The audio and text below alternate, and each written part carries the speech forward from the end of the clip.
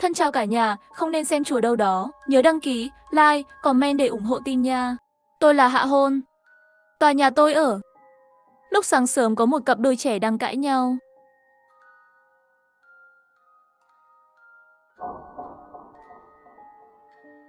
Cãi nhau rất dữ dội, gây ảnh hưởng nghiêm trọng đến giấc ngủ của những người xung quanh. Tôi đã hỏi ngay trong nhóm chủ sở hữu về việc có thể yên tĩnh một chút không? Có thể giảm bớt tiếng ồn không? Vài phút sau, cô gái dùng tài khoản WeChat của bạn trai trả lời: đã đâm chót rồi, tôi cũng chẳng muốn sống nữa. Lát nữa phiền bạn giúp tôi dọn sách. Sau khi gửi xong tin nhắn, tiếng ồn từ tầng trên của Nhiên im bặt. Nhưng thỉnh thoảng vẫn có vài âm thanh như vật thể ma sát với sàn nhà. Xịt xịt xịt. Tôi ở dưới tầng của họ. Tiếng ấy đặc biệt chói tai. Chẳng lẽ là đang dọn dẹp chiến trường? Sau khi thấy tin nhắn của cô gái, tôi bỗng dưng không ngủ được nữa. Chắc chắn là cô không thật sự đâm chớt anh ta chứ. Thật sự tôi định treo cổ mà chớt. Nửa tiếng sau tôi không nhận được hồi âm. Giúp tôi thu dọn thi thể đi. Cái đầu tôi như nổ tung. Bình thường gặp nhau ở dưới hoặc trên lầu cũng hay chào hỏi, nhưng không quen lắm. Bỗng nhiên trong nhóm lại gửi mấy tin nhắn như vậy. Tôi cảm thấy rất lo lắng. Cô gái ơi, đừng đùa như vậy. Nếu có chuyện gì thì hãy gọi cảnh sát trước đi. Cô gái, còn ở đây không? Giữa đêm khuya trong nhóm chủ sở hữu không ai lên tiếng. Tôi sợ chỉ có mình tôi nói. Nếu xảy ra chuyện tôi cũng có trách nhiệm. Tôi đã gửi mấy tin nhắn trong nhóm. Càng lúc càng cảm thấy sợ hãi. Qua vài phút, cuối cùng trong nhóm mới có người lên tiếng. Họ đánh nhau, sao lại chen vào làm gì? Bây giờ họ đổ lỗi cho bạn rồi. Giờ bạn còn phải giúp họ thu dọn thi thể. Đùa tôi à? 1302 trong nhóm lại trêu chọc. Nếu thật sự đã chết, thì sẽ rất thỏa mãn lòng người đấy. Đúng là đáng đời, bạn thật là xui xẻo. 1402 như đang theo dõi từng động tĩnh trong nhóm. Đột nhiên chen vào và mắng mỏ người khác. Chắc là bạn mới đúng đáng chót đấy. Khi nghe lời của 1402, anh chàng ở tầng 13 lập tức như thể đụng phải pháo nổ. Liên quan gì đến bạn? Hai người vừa mới cãi nhau, tầng 1404 bất ngờ xuất hiện. Được rồi, đừng cãi nữa. Chúng ta đều là hàng xóm, đừng để mất hòa khí, đừng làm tổn hại đến tình cảm hàng xóm. Anh em họ còn không bằng hàng xóm đâu. Tầng 1404 ra làm người hòa giải, cuối cùng mới làm gián đoạn cuộc tranh cãi của họ. Nhưng trong 5 phút cãi vã ấy, cô gái vẫn không xuất hiện. Dường như cô ấy chẳng hề tồn tại. Mỗi lần 1302 lên tiếng trong nhóm, hai người họ luôn cùng nhau phát ngôn. Hôm nay thì không có lời nào cả. Quả thật là có chút lạ lùng. Lời nói của 1404 lại khiến chúng tôi cảm thấy có điều gì đó không ổn. 1302 và họ có mâu thuẫn rất sâu sắc. Mỗi khi anh ta xuất hiện, tầng trên, anh ta mắng cô gái đúng là một trận cãi vã không khoan nhượng. Nhưng giờ họ không ai ra mặt để nói gì cả. Điều này chứng tỏ mọi chuyện thật sự rất bất thường. Chờ một lát, có vẻ như lại có động tĩnh từ tầng trên. Tôi gửi một tin nhắn trong nhóm, ngay lập tức chạy vào phòng vệ sinh. Trên trần phòng vệ sinh, có âm thanh nhẹ của nước chảy. Tiếng nước chảy rất nhỏ, không thể nào che lấp được âm thanh kỳ lạ của vật trượt trên sàn. Âm thanh đó rất giống với âm thanh khi cắt thịt và xương, cùng với âm thanh sắc nhọn kéo dài. Tôi nhìn thấy dưới đất có vết chất lỏng đỏ chảy xuống từ trần nhà. Nhà tôi ở dưới tầng của họ, căn hộ 1301. Cặp đôi này trong trí nhớ của tôi là những người rất năng động, vừa lười lại vừa thích chơi. Giờ thì khiến tôi phải nhìn thấy một mảng đỏ tươi trên trần nhà. Những giọt nước tích tụ thành màu đỏ, giống như là sắp rơi mà không rơi, màu đỏ như rượu vang mới mở. Kèm theo âm thanh của việc cưa xương, tôi lập tức liên tưởng đến một điều kinh hoàng. Anh, tầng trên đang phân xét trong phòng vệ sinh. Máu đã thấm lên trần nhà của tôi rồi. Nếu không phải là phân xét thì là gì? Trong nhóm chủ sở hữu đã yên lặng gần 3 phút. Mãi đến khi có người lên tiếng, không phải thật chứ? Giới trẻ bây giờ thật sự rất bốc đồng.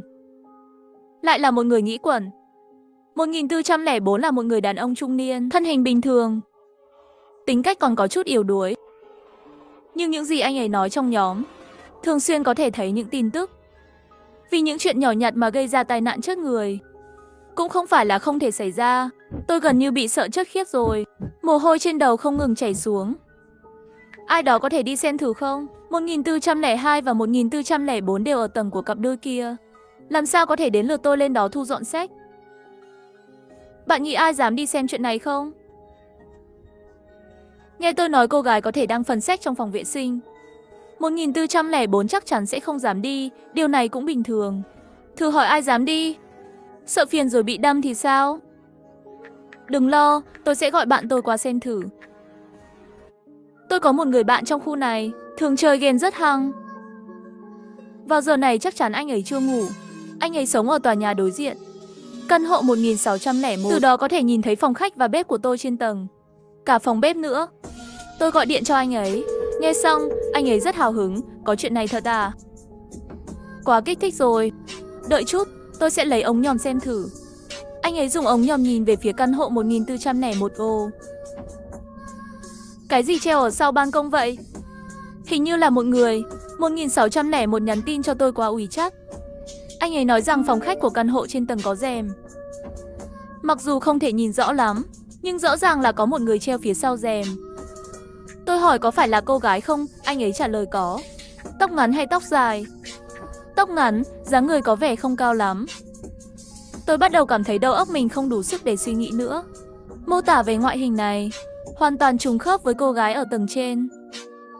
Vậy cô ấy đã tự tử rồi. Nhưng cô ấy tự tử rồi. Vậy ai đang phần sex trong phòng vệ sinh? Mọi chuyện ngày càng trở nên kỳ quái. Cô gái tự tử. Cái anh chàng kia bị đâm. Trong phòng vệ sinh còn có tiếng cưa xương. 1404 cũng hoàn toàn không hiểu chuyện gì đang xảy ra. 1302 phân tích theo hướng suy nghĩ của chúng tôi. Chắc họ đang chơi khăm. Cặp đôi này chắc không phải người tốt.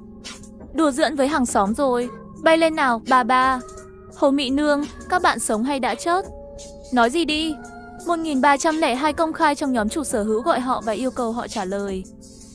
Trong lòng tôi cũng âm thầm cầu nguyện anh chị à. Các bạn nói gì đi? Dù hôm nay chỉ là một trò đùa, tôi chấp nhận, chỉ sợ là thật. Qua vài phút, cặp đôi trên tầng không ai trả lời. Nhưng tiếng quạch quạch vẫn tiếp tục. Và nhịp độ còn nhanh hơn. Có vẻ như càng thêm căng thẳng. Nghe âm thanh đó, tôi gần như sụp đổ, các bạn cũng nghe thấy không? Quả thực có người. Cái gì đó? 1404 đột nhiên lên tiếng. Tôi vừa nhìn qua mắt mèo. Có vẻ là thật. Máu của họ đã chảy ra từ cửa rồi. Đang chảy tới cửa nhà tôi. 1404 sống đối diện với nhà của cặp đôi đó. Từ góc nhìn của anh ấy, có thể thấy rõ. Máu đang chảy tới cửa nhà đối diện. Lượng máu quá lớn. Chắc chắn phải mổ bụng rồi. Nghĩ đến cảnh tượng đó, tôi muốn ói. Tôi rất chắc chắn. Đúng là máu. 1404 nói anh ấy đứng trước cửa nhà mình. Ngửi thấy mùi máu đặc trưng. Vậy tìm ông can đi. Tôi vội vàng bảo 1404 tìm ông can. Nhưng 1404 lại nói cô gái ở tầng 02. Máu đã chảy đến cửa nhà bạn rồi. Hay là bạn tìm ông can đi? 1402 vẫn im lặng, không biết đã bao lâu rồi. Vẫn đang đùn đẩy trách nhiệm. Tôi rất rõ, 1404 là không muốn phiền phức. Không muốn tìm ông can. Thêm nữa, tính cách yếu đuối của anh ấy, lập tức đùn đẩy trách nhiệm. 1302 cũng im lặng, không phải sao? Anh ấy là người duy nhất có thể thấy vết máu đó. Nếu không tìm ông can, ai sẽ làm? Ồ, tôi sẽ gọi ngay. 1404 rất không tình nguyện nhưng cuối cùng cũng đồng ý. Cuối cùng anh ấy đã chịu đi tìm ông can. Tôi thở phào nhẹ nhõm. Cùng lúc đó, trong nhóm chủ sở hữu lại bắt đầu sôi động. 1402, sợ chết khiếp, anh trai trong phòng bị rớt rồi. Cô gái tự tử rồi, nhưng trong nhà vẫn có tiếng động. Rốt cuộc là ai vậy? 1402 thậm chí còn thêm âm điệu. CC, thế giới này sao lại loạn thế? 1302 cũng gửi tin nhắn thoại. Ồ, các bạn không tìm ông can sao? Muốn tôi báo cảnh sát à? 1404 giận dữ. Nhưng mọi người chẳng ai để ý đến lời anh ấy. Đột nhiên cô gái của 1402 nói một câu gây sốc. Liệu có thật là có thứ gì đó không sạch sẽ? 1302 gửi mấy dấu hỏi chấm. Hôm nay họ từ Thái Lan về. Tôi thấy họ mang về một con búp bê gỗ rất to. Nhìn thấy mà thấy rất kỳ lạ. Tôi rất nhạy cảm với những thứ này. Khi thấy con búp bê đó, tôi cảm thấy nó có gì đó không ổn. Thực sự là nó hoàn toàn đen, như hình dáng của một đứa trẻ 3 tuổi. Nó lộ ra một nụ cười kỳ lạ. khoảng bằng một con búp bê Tây. Đặt trong nhà, buổi tối như thể nó sống lại. Cặp đôi này thật ra đã đi du lịch Thái Lan từ trước. Anh ta muốn làm giàu, đến điên cuồng, vì thế việc họ cầu xin thứ này cũng dễ hiểu. Nhưng các bạn nghĩ mà xem, khi trở về vẫn âu yếm nhau, sao lại đột nhiên cô gái rớt anh ta vào đêm? Điều này không hợp lý chút nào. Dưới sự thổi phồng của 1402, tôi càng cảm thấy sợ hãi. Cảm giác như một luồng khí đen từ trần nhà đang quay vòng trên trần nhà tôi. Tôi gần như khóc. Chị ơi, đừng dọa em nữa. Tôi sắp tiểu ra quần rồi. Tôi vô thức nói ra sự thật. Ngay lúc này, đột nhiên có một tiếng lăn bánh xe từ trên trần nhà. Tiếng đó giống như bánh xe lăn, nhanh chóng lăn qua. Khuôn mặt tôi trắng bệch. Anh bạn, trong phòng khách căn hộ 1401 có ai đang đẩy đồ đi không? Không, mọi thứ vẫn bình thường. Tôi đang để mắt đến mà. 1601 tự tin nói với tôi. Tôi hít một hơi thật sâu, sợ hãi. 1302, cậu nghe thấy không? Anh ấy có vẻ cũng nuốt một ngụm nước bọt. Dùng tin nhắn thoại nói với tôi là đã nghe thấy. Nghe thấy cái gì? Trong phòng không có ai di chuyển. Nhưng tôi và 1302 đều nghe thấy âm thanh lạ từ phòng khách trên tầng. Trời ơi, sợ chết khiếp. Ê, thật đáng sợ. Nỗi sợ hãi bao trùm lên đầu chúng tôi trong một khoảnh khắc. Không khí xung quanh như lạnh buốt đến tận xương. Giữa mùa hè oi tôi không đổ mồ hôi. Giống như rơi xuống hầm băng. Trong nhóm chủ sở hữu cũng tĩnh lặng đến lạ. Chỉ cách một bức tường, ở đó lại có chuyện phân sách. Máu và những lực lượng xấu xa kỳ lạ còn đang tràn ra. Ai có thể bình tĩnh được trong tình huống này? Tôi cố gắng nhìn chằm chằm vào trần nhà, thậm chí sợ rằng từ những ống nước bị rò rỉ, một cái gì đó sẽ rơi xuống, sẽ rớt tôi mất. Tôi thật sự rất sợ. Hạ Hôn, cậu có thể lên đây ở với tôi không? Tôi ở nhà một mình. Cậu lên với tôi một lúc đi. Cô gái của 1402 đã lấy lại giọng nói bình thường. Cầu cứu tôi. Tôi nghĩ ai mà chẳng vậy. Nếu phải nói về cô gái của 1402, dáng người tuy hơi mập, nhưng vẫn rất xinh đẹp. Giọng nói cũng rất dễ nghe. Đã mấy lần gặp trong thang máy. Cô ấy luôn rất nhiệt tình với tôi. Cô ấy chuyển đến đây chỉ trong tháng này. Nếu tôi ở nhà một mình, chắc tôi cũng sẽ sợ chết, phải đi cùng cô ấy. Tôi rất sợ. Bởi vì 1402 gần với căn 1401 này nhất. Nhưng tôi nghĩ nếu có thể đi cùng nhau, hai người chung một phòng có lẽ sẽ đỡ sợ hơn. Thật sự tôi không thể chịu đựng được nữa cừ. Hạ Hôn, cậu mau đến đây đi. Tôi sẽ mở cửa cho cậu vào ngay. Cô gái của 1402 yếu ớt gửi tin nhắn thoại trong nhóm. Để tôi nghỉ một chút rồi lên với cậu. Tôi để điện thoại xuống, định mạo hiểm lên trên. Dù sao hôm nay chắc chắn không thể ngủ được. Thôi thì lên đó cùng chờ ông Can đến. Nhưng tôi vẫn sợ chết đi được. Nghĩ đến trần nhà của mình. Chắc nhà tôi cũng không an toàn. Ngay khi tôi chuẩn bị ra ngoài, tôi mới phát hiện ra 1302 đang gửi tin nhắn riêng cho tôi liên tục. Bạn bè ơi, bạn không thật sự định lên đó chứ? Chết tiệt, đừng lên đó nhé. Lên đó là bạn sẽ gặp nguy hiểm đấy. 1302 từ chối trả lời. Nguy hiểm gì cơ? Mình lên đó chỉ để ở với cậu ấy thôi. Cô gái lại sợ hãi như vậy. Đừng làm cậu ấy sợ quá. Cậu không lo cho bản thân sao? Cậu thật sự nghĩ sao? Tôi cảm thấy câu nói của 1302 có ẩn ý. Thấy tôi hỏi mãi, anh ấy mới nhắc nhở tôi đừng làm vậy. Cô gái ở 1402 tuy không có hại, nhưng thực chất là một cô gái trà xanh. Tôi nghĩ thầm, chẳng lẽ chỉ vì cô ấy là trà xanh mà không quan tâm? Lúc này cùng nhau hợp tác cũng không có gì sai. Nhưng câu tiếp theo thực sự làm tôi sợ phát khiếp. Cô ấy chuyển đến đây vào tháng trước phải không? Cậu có biết cô ấy và anh chàng ở 1401 có quan hệ gì không? Họ là người yêu cũ. Cô gái ở 1402 biết rõ, biết anh chàng bị đâm chết sống ở đây, vẫn cố tình chuyển đến sống ngay cạnh. Biết anh ta đã có bạn gái rồi, cậu không thấy có vấn đề sao? Tôi ngẩn người một lúc, không ngờ 1402 lại có mối quan hệ như vậy với anh chàng ở 1401. Cô gái này có lẽ là cố tình chuyển đến để chọc tức. Cô ta có thể là đang muốn trả thù. Chẳng qua tôi không thể đoán ra được suy nghĩ của cô ta. Làm sao cậu biết họ có quan hệ như vậy? Tôi càng tò mò hơn, mối quan hệ này được giấu kín như thế nào? Làm sao 1302 lại biết được? Cậu đừng quan tâm, dù sao tôi cũng chỉ muốn nhắc nhở cậu thôi. Cậu lên hay không thì tự cậu quyết định. 1302 không nói thêm gì nữa. Tôi phân vân. Lúc này, cậu bạn ở tòa nhà đối diện cũng bắt đầu gọi điện cho tôi. Nói chuyện. 1601, bạn ơi, cô gái đã rơi xuống rồi. Tôi nhìn qua kính viễn vọng. Sợi dây treo cô ấy hình như đã đứt rồi. Theo lời cậu bạn ở 1601, người phụ nữ trên trần nhà. Đột nhiên không hiểu vì sao, cả thi thể rơi xuống đất một cách đột ngột.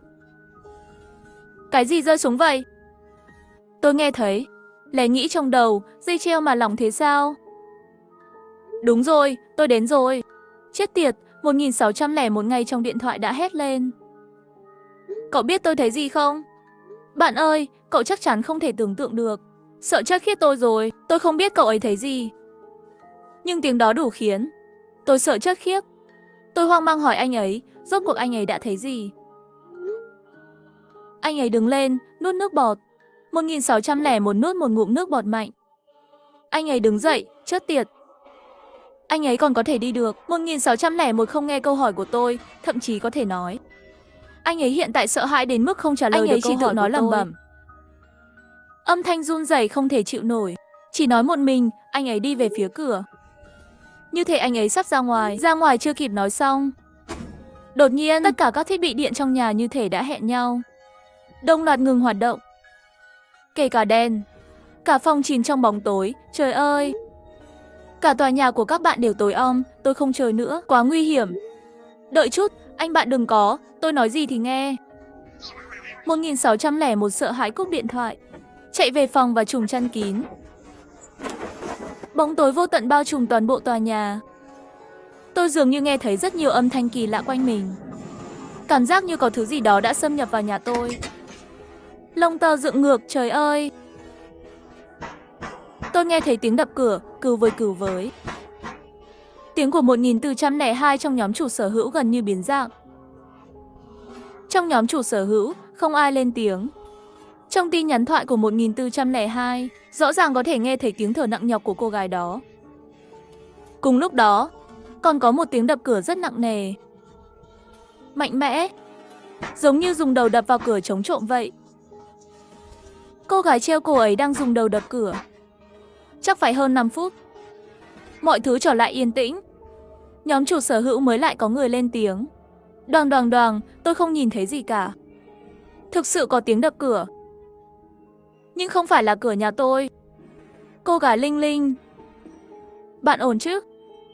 Anh bạn 1404 đang tìm kiếm một chút dũng khí từ hàng xóm.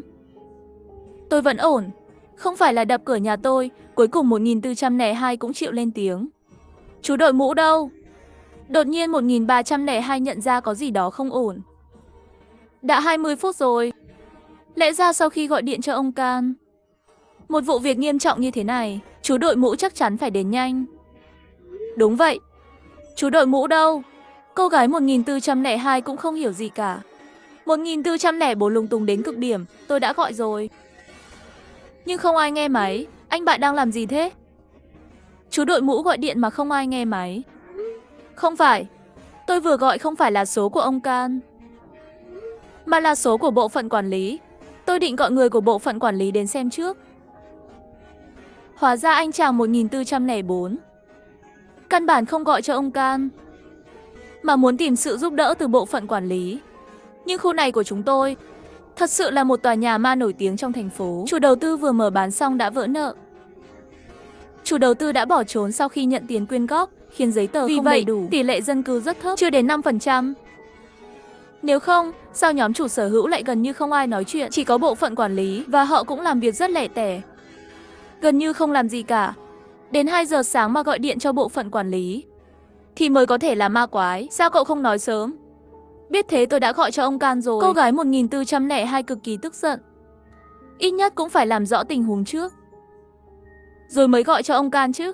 Báo cảnh sát là phạm pháp đây. Làm rõ tình huống gì chứ? Đã thế rồi còn cần làm rõ sao? Tôi thấy cậu chỉ đang cố tình kéo dài thời gian. Không muốn gọi cho ông Can đâu.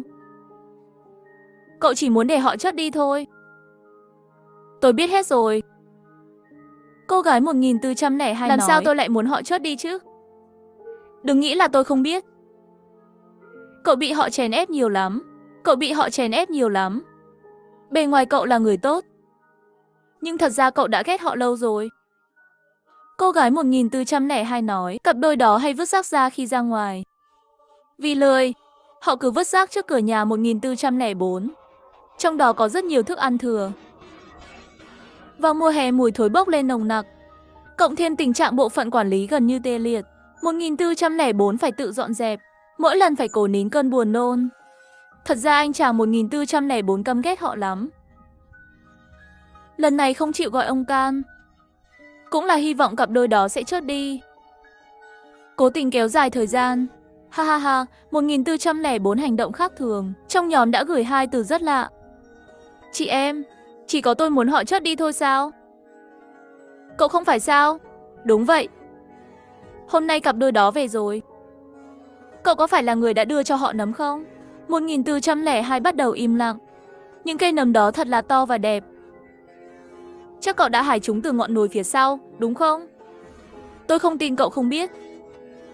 Nấm càng đẹp thì độc tố càng mạnh. Trời ơi, 1402 thật là độc ác. Đưa nấm độc cho bạn trai cũ và người yêu mới của anh ta. Cậu theo dõi tôi à? Sau khi 1402 nói xong, cô ấy lại im lặng. Ngược lại, 1404 tiếp tục bày tỏ sự uất ức trong nhóm chủ sở hữu. Tôi hoàn toàn không nói nên lời. Ngay lúc này, ngoài cửa đột nhiên có tiếng gõ cửa. Cộp cộp cộp. Tiếng đó làm tôi suýt nữa làm rơi điện thoại. Sợ đến mức ngất đi vì mất điện. Hóa ra là 1302 ra ngoài. Tôi thật sự nể phục cậu ấy vì dám ra ngoài lúc này. Giờ còn dám ra ngoài. Tôi đứng sau cửa nói chuyện với cậu ấy. Đúng rồi, lại mất điện rồi. Đi với tôi ra thang máy kiểm tra đi. Chúng ta sẽ sửa lại cửa hàng. Điện trong tòa nhà này có chút vấn đề. Thường xuyên nhảy cầu dao. Vấn đề là cầu dao ở tầng hầm dưới. Có một tủ điện lớn. Cần phải có người đi xuống để đóng lại. 1302 muốn tôi đi cùng. Cũng tốt, có bạn đi cùng. Cậu đợi tôi một chút. Tôi cầm một chiếc áo khoác. Tầng hầm luôn lạnh lẽo. Cầm chiếc áo khoác, tôi đi đến cửa. 1402 nhắn tin riêng cho tôi, than thở về người cùng tầng. Anh ấy thật là nói chuyện rất đau lòng. Lâm Tứ thật là đồ khốn. Chỉ có cậu là tốt nhất. Nhưng tôi nghĩ 1302 mới là người đáng sợ nhất. Cậu nói đi, có thể là cậu ấy đã làm gì đó với nhà bên cạnh tôi không? Có chuyện tôi thật sự không biết có nên nói không? 1302 lén lút điều tra tôi. Thật ra không chỉ điều tra tôi, mà còn ngày nào cũng theo dõi nhà bên cạnh. Lập ra lịch trình ra vào và các mối quan hệ xã hội biết rõ như lòng bàn tay. Tôi giật mình khi đứng trước cửa. Về chuyện của 1302 tôi cũng biết chút ít. Anh ấy là một người con hiếu thảo, chưa kết hôn và luôn sống cùng mẹ già. Nhưng mẹ anh ấy bị bệnh tim nặng, vừa phẫu thuật xong và cần nghỉ ngơi. Nhưng cặp đôi trên tầng trên quá đáng. Họ luôn thích làm ồn ào trong phòng khách vào nửa đêm. Vào đêm khuya, họ còn nhảy nhót như trong club ở nhà. Và tiếng la hét thì cực kỳ lớn. Lặp đi lặp lại nhiều lần, mẹ của 1302 không chịu nổi. Và bà ấy đã qua đời vào đêm khuya. 1302 một cơn giận đã kiện cặp đôi nhỏ đó. Hiện tại vẫn chưa kết thúc. Quan hệ vốn đã rất căng thẳng, giờ lại trở nên xấu hơn. Họ gần như suốt ngày cãi nhau trong nhóm của các chủ nhà. Giờ khi 1402 nói vậy, tôi chợt nghĩ rằng hàng xóm của tôi là người đáng nghi nhất. Anh ta không chờ kết quả đúng đắn, lại đi điều tra các mối quan hệ của cặp đôi nhỏ đó. Phải chăng anh ta muốn tôi nằm sát cửa để nghe động tĩnh của 1302? Và 1302 nói với vẻ u ám, tôi quên không nói với bạn. Tôi vừa gọi điện cho chú Mao Tử. Mao Tử, chú ấy bảo chúng ta ở nhà là an toàn nhất. Cậu cũng đừng đi loạn. Tôi lùi lại 2 bước. Vậy thì tôi sẽ phải tự đi sửa cầu giao điện. Anh ấy dừng lại một chút, quay người đi rất chậm chạp hướng đến cầu thang. Tôi không hiểu sao, đầu óc tôi hơi choáng. Bỗng dưng tôi hỏi anh ta, cậu thật can đảm, mà vẫn dám xuống một mình như thế, nghe tiếng của tôi. Anh ta quay lại trả lời tôi, cậu tin vào ma quái sao? Không thấy điều đó nực cười sao? Tôi thà tin nó còn hơn là không tin. Ha ha, tin làm gì những thứ đó. Tiếng cười của 1302 sắc nhọn, làm tôi nổi da gà. Cậu đang nhìn gì đằng sau tôi vậy? Anh ấy ghé sát lại gần, với vẻ rất bí ẩn nói, hãy nhìn đằng sau tôi xem có 2 người này không. Tôi nuốt nước bọt. Anh ấy đứng ngoài cửa một lúc rồi đi mất. Nhưng ngay khi vừa đi lại quay lại ngay, lén lút tiến gần cửa nhà tôi, và lại nhìn qua mắt mèo, rồi biến mất. Nếu tôi không sợ hãi quá và không đứng yên không quay lại thì thực sự tôi cũng không phát hiện ra đâu. Sau khi anh ấy rời đi, tôi sẽ gọi điện cho chú Mũ ngay. Là chú Mũ à? Ở tầng trên nhà tôi vừa xảy ra vụ án mạng. Sau khi cúp máy, tôi thở phào nhẹ nhõm. Nhưng nghĩ kỹ lại, tôi cảm thấy lạnh sống lưng. 1302 vừa nói gì nhỉ? Anh ấy hỏi tôi có ai đứng sau lưng không? Tại sao lại là hai người?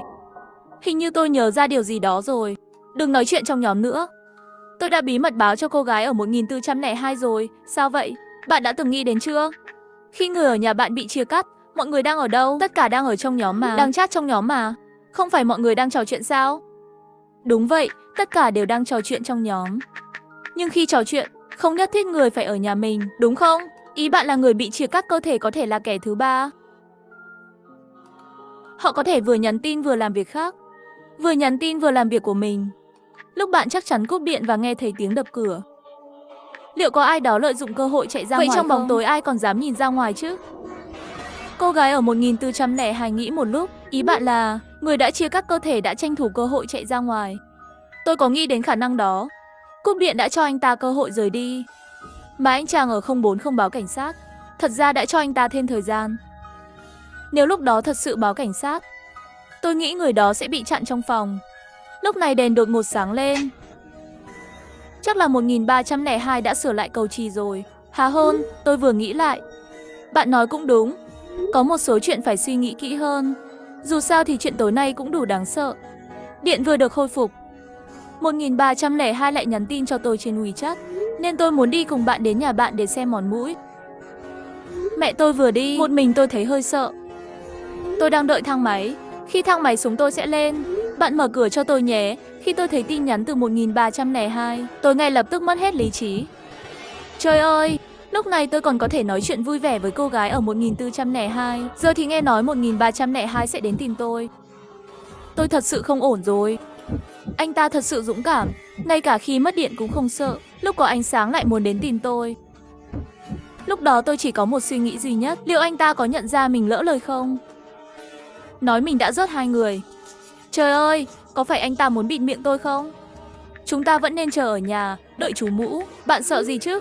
Tôi sẽ lên ngay đây. Tôi đâu phải người xấu. Bạn đợi tôi, thang máy lên rồi. 1302 rất cố chấp muốn đến nhà tôi. Nhà tôi còn đang rỉ máu nữa. Sao không đến nhà anh ta? Chắc là sợ tôi bị kẹt trong nhà anh ta. Anh ta không thể giải thích được. Nhưng lúc này tôi lại bất ngờ rất bình tĩnh. Giờ anh ta lại đến nhà tôi để rước tôi.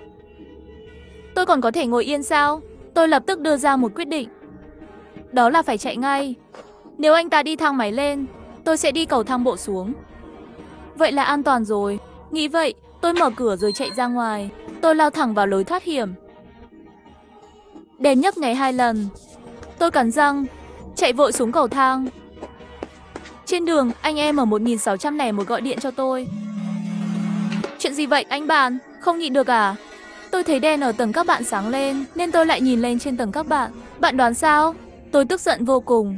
Đang chạy trốn, anh ta lại bình tĩnh hơn chút. Chắc bạn không thể tưởng tượng được trong phòng khách có một chiếc vali màu đỏ đặt ngay ở giữa. Biết rồi, cúp máy đi. Lúc này, tôi thật sự không thể phân tích tình huống với anh ta nữa. Tôi tiếp tục chạy xuống theo lối thoát hiểm. Khi chạy được nửa đường, cả hệ thống chiếu sáng đột ngột tắt ngúm. Lại mất điện, tôi cảm thấy vô cùng lo lắng. Chưa bao giờ có tình trạng mất điện 2 lần liên tiếp. Điều này gần như chưa từng xảy ra. Xung quanh hoàn toàn tối đen. Một nỗi sợ hãi không lý do dâng lên trong lòng tôi.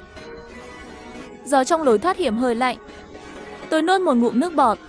Cố gắng kiềm chế nỗi sợ trong lòng, tiếp tục bước xuống.